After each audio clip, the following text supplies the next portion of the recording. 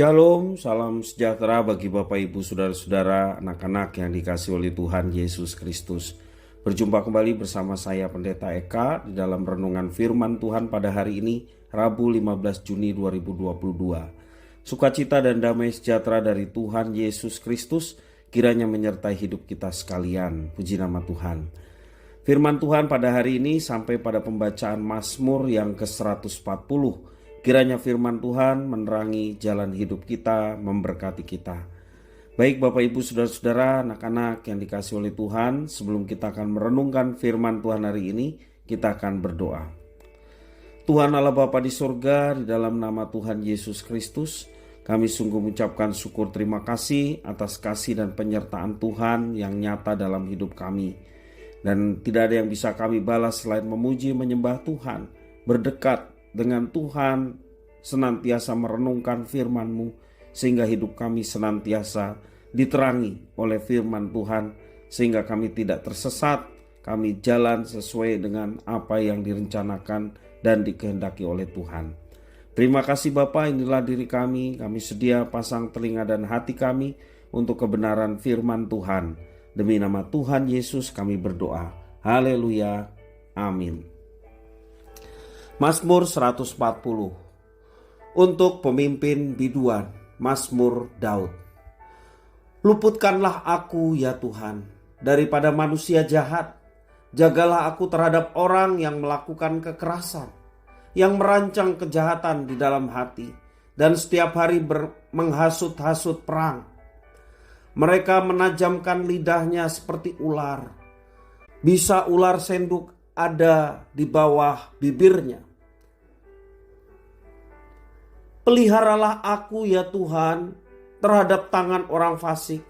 Jagalah aku terhadap orang yang melakukan kekerasan, yang bermaksud menjatuhkan aku.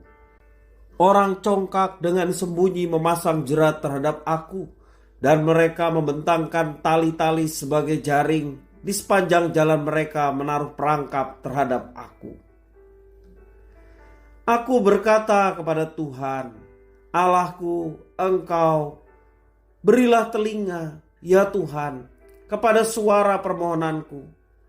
Ya Allah, Tuhanku, kekuatan keselamatanku, Engkau menudungi kepalaku pada hari pertarungan senjata. Ya Tuhan, jangan penuhi keinginan orang fasik, jangan luluskan tipu rancangannya. Orang-orang yang mengelilingi aku meninggikan kepala. Biarlah bencana yang diucapkan mereka menimpa mereka.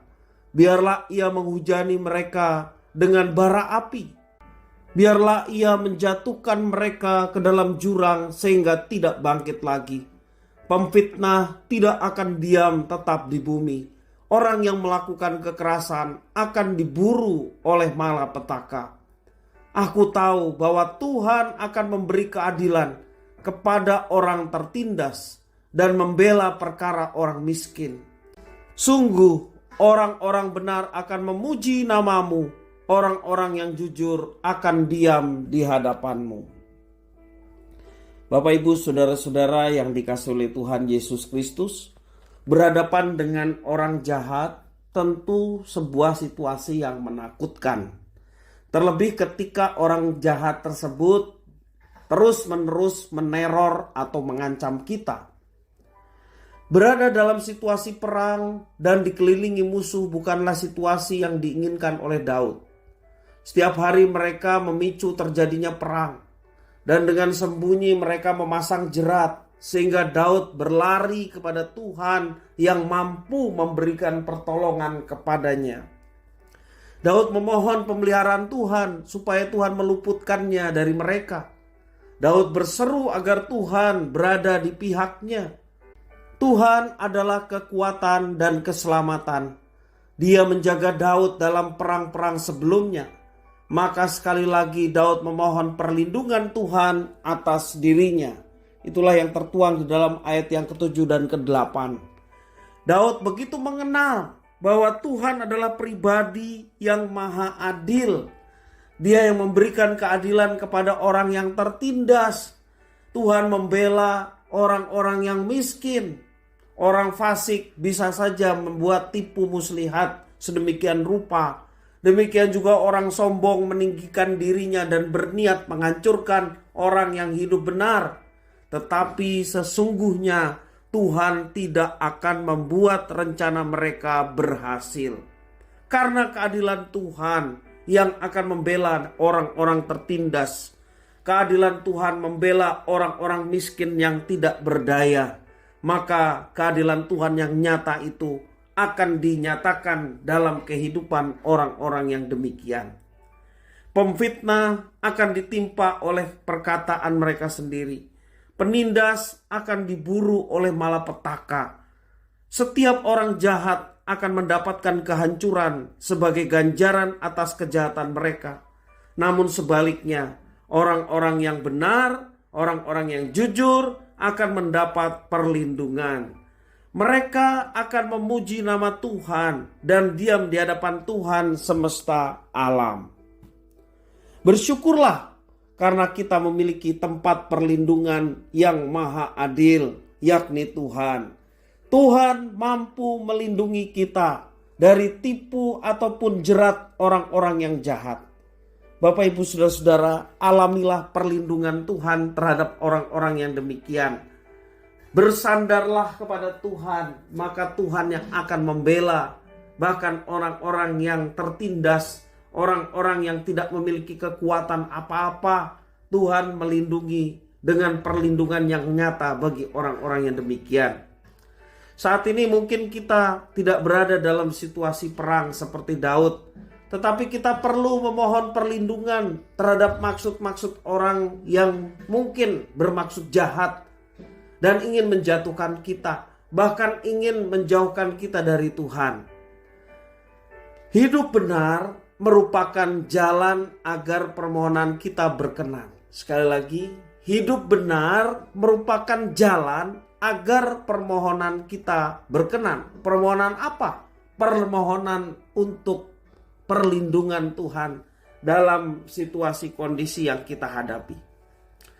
Hidup benar merupakan jalan agar permohonan kita berkenan di hadapan Tuhan, terlindung dari ancaman dan hidup dengan selamat. Dari segala kejahatan kita mau berlindung kepada Tuhan. Dialah yang memberi keadilan dan menjaga hidup kita di dalam jalannya. Bapak, Ibu, Saudara-saudara yang dikasihi oleh Tuhan, mari kita senantiasa menjaga hati kita, mewaspadainya dengan segala kejahatan yang memungkinkan masuk pikiran dan hati kita. Mari kita senantiasa disadarkan bahwa kita senantiasa mau hidup dalam kebenaran di hadapan Tuhan. Karena hidup dalam kebenaran adalah kunci dalam setiap permohonan yang kita panjatkan, pasti Tuhan akan mengabulkannya sesuai dengan waktu dan maksud Tuhan yang terbaik dalam hidup kita.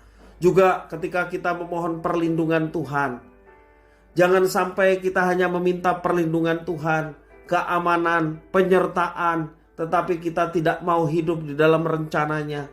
Kita tidak mau hidup di dalam kebenaran, acuh tak acuh, semau kita sendiri. Bapak, Ibu, Saudara-saudara, kunci perlindungan baik dari orang-orang jahat ataupun hal-hal yang akan merugikan kita, kunci perlindungan yang kita akan alami dari Tuhan adalah hidup benar di hadapan Tuhan. Orang yang hidup benar pasti dia akan mengalami perlindungan yang nyata.